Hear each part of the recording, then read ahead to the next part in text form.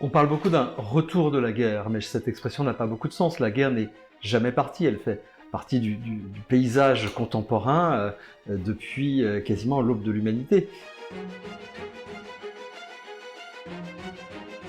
D'ailleurs, il y a plutôt moins de guerres aujourd'hui qu'il y en avait, par exemple, dans les années 1980. Aujourd'hui, il y a une dizaine de guerres en cours. Alors, qu'est-ce que c'est qu'une guerre? Par convention, c'est un conflit qui fait plus de 1000 morts par an. C'est une convention, mais il faut bien en avoir une. Ces guerres, il y en a beaucoup dont on ne parle pas, ou dont on parle très peu. Elles ont lieu surtout en Afrique, qui est depuis très longtemps le continent d'ailleurs où il y a le plus de conflits armés, mais ce sont la plupart du temps des guerres civiles. Alors pourquoi est-ce qu'on parle du retour de la guerre? D'abord parce que ces guerres sont plus visibles. On en parle toute la journée, vous les voyez sur les chaînes d'information, sur les réseaux sociaux. Il y a de plus en plus d'images, de commentaires, donc il y a cette impression de visibilité accrue.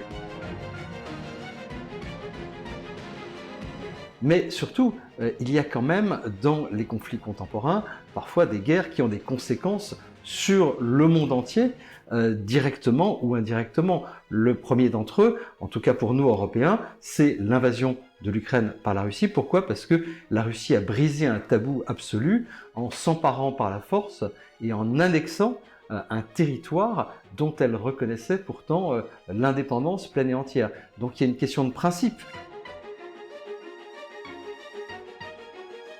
Et puis encore une fois, pour nous Européens, il y a aussi le fait que ça a un impact direct ou indirect sur notre sécurité. Si la Russie réussit à envahir et à subjuguer l'Ukraine, eh bien, elle ne s'arrête pas là. Si elle perd, elle pourra vouloir se venger. Donc, on peut penser qu'il y aura des répercussions à long terme de cette invasion de l'Ukraine par la Russie.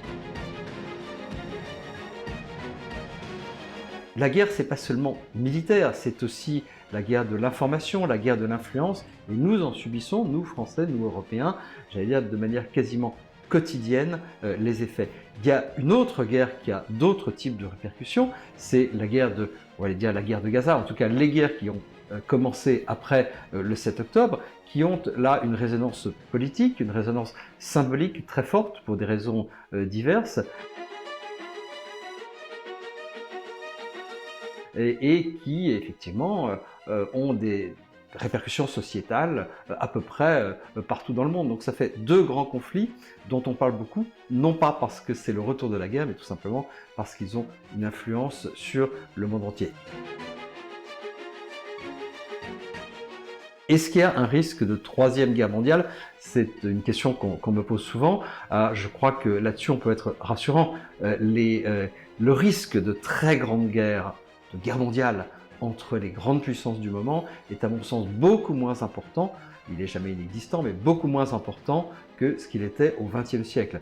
Essentiellement parce qu'on a aujourd'hui quelque chose qui s'appelle la dissuasion nucléaire et qui limite considérablement le risque d'affrontement direct entre les grandes puissances. Est-ce que les guerres d'aujourd'hui sont des guerres de ressources? Je ne crois pas. C'était le cas au 19e, au 20e siècle, mais aujourd'hui, dans un monde globalisé, il est beaucoup plus facile d'acheter que de voler.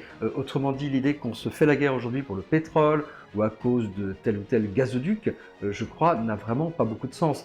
Il n'y a que dans certains types de conflits, les guerres civiles, dans lesquelles ce n'est pas la rareté, mais l'abondance des ressources qui devient un enjeu des conflits, notamment en Afrique pour les terres rares ou pour des matériaux critiques.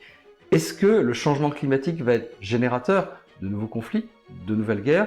Là, je crois qu'il faut être très prudent. Il n'est pas du tout évident que les directes du changement climatique puissent être telles que les hommes vont se faire la guerre pour l'eau ou pour, encore une fois, la captation de ressources.